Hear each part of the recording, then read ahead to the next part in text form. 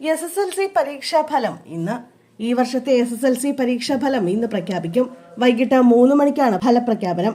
പൊതുവിദ്യാഭ്യാസ ഡയറക്ടറും വിദ്യാഭ്യാസ വകുപ്പ് പ്രിൻസിപ്പൽ സെക്രട്ടറിയും ചേർന്നാണ് ഫലം പ്രഖ്യാപിക്കുക. റിസൾട്ട് കാത്തിരിക്കുന്നത് 4.17 ലക്ഷം വിദ്യാർത്ഥികളാണ്. കഴിഞ്ഞ ദിവസം പരീക്ഷാ ബോർഡ് യോഗം ചേർന്ന് അന്തിമമായി ഫലം വിലയിരുത്തിയിരുന്നു.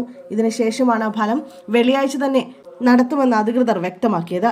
ഫലം പ്രഖ്യാപിക്കുന്നതിന് ചീഫ് സെക്രട്ടറി അനുമതി നൽകിയിട്ടുണ്ട്. സാധാരണ നിലയിൽ വിദ്യാഭ്യാസ മന്ത്രിയാണ് ഫലം പ്രഖ്യാപിക്കാറുള്ളത്. എന്നാൽ തെരഞ്ഞെടുപ്പ് ഫലം വന്നിട്ടും പുതിയ സർക്കാരും വിദ്യാഭ്യാസ മന്ത്രിയും ചുമതല ഏൽക്കാത്തതിനെ തുടർന്നായിരുന്നു ഫലപ്രഖ്യാപനം സംബന്ധിച്ച ആശയക്കുഴപ്പം ഉടലെടുത്തത്.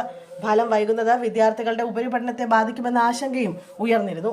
ഇതേ തുടർന്ന് ഫലപ്രഖ്യാപനത്തിന് പുതിയ മന്ത്രിയെ കാത്തിരിക്കേണ്ടതില്ലെന്ന് KPCC വിദ്യാഭ്യാസ വകുപ്പിന് നിർദ്ദേശം നൽകിയിരുന്നു. ഫലപ്രഖ്യാപനം 15-ന് തന്നെ നടത്തണമെന്ന് അധ്യാപക സംഘടനകൾ ആവശ്യപ്പെട്ടിരുന്നു. പ്രഖ്യാപനം വൈകിയാൽ പ്രവേശനം അടക്കം തുടർ നടപടികളെ ബാധിക്കുമെന്ന് സംഘടനകൾ വ്യക്തമാക്കിയിരുന്നു.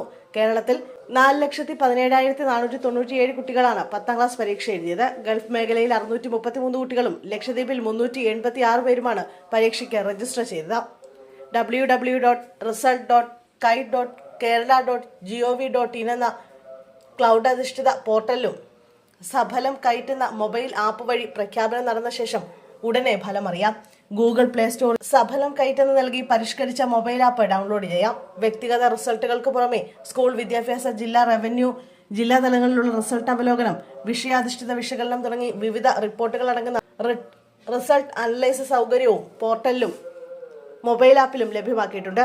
റിസൾട്ടുകൾ നേരെ ചിത്രമായോ PDF ആയോ സോഷ്യൽ മീഡിയ വഴി പങ്കുവയ്ക്കാനും ഈ വർഷം പുതിയതായി സൗകര്യം ഏർപ്പെടുത്തിയിട്ടുണ്ട്.